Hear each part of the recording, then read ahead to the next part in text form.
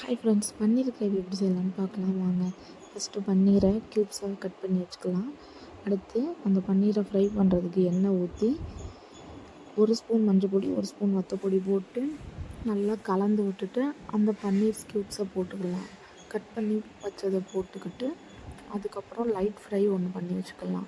Light fry பண்ணி வச்சுட்டு அதே எண்ணெயில் நம்ம இப்போ ரெடி பண்ண போகிறோம். அதே எண்ணெயில் கொஞ்சோண்டு ஸ்பைசஸ் பொரிஞ்சதுக்கப்புறம் கட் பண்ணி வச்சுருந்த வெங்காயத்தை பொடி பொடியாக கட் பண்ணி வச்சு போட்டுக்கலாம்.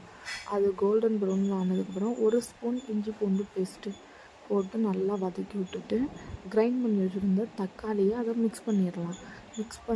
நல்லா மிக்ஸ் பண்ணி விட்டு எண்ணெய் பிரிஞ்சு வரணும். எண்ணெய் பிரிஞ்சு வர நேரத்தில் 1 spoon வத்தப்பொடி 1 spoon garam masala 1 spoon மல்லிப்பொடி இதை நல்லா போட்டுக்கலாம். போட்டுவிட்டு நல்லா கலந்து விட்டுட்டு கிரைண்ட் பண்ணி வச்சுருந்தா முந்திரி பருப்பு நல்லா கிரைண்ட் பண்ணிக்கிறணும். முந்திரி பருப்பை ஒரு 4-5 முந்திரி பருப்பை போட்டுட்டு கொஞ்சோண்டு உப்பு போட்டுக்கிடலாம். உப்பு போட்டுட்டு நம்ம ஃப்ரை பண்ணி வச்சுருந்த பன்னீரை ஒன்று சேர்த்துக்கிடலாம். நல்லா ஒன்று சேர்த்து விட்டு கலந்து விட்டுக்கிடலாம்.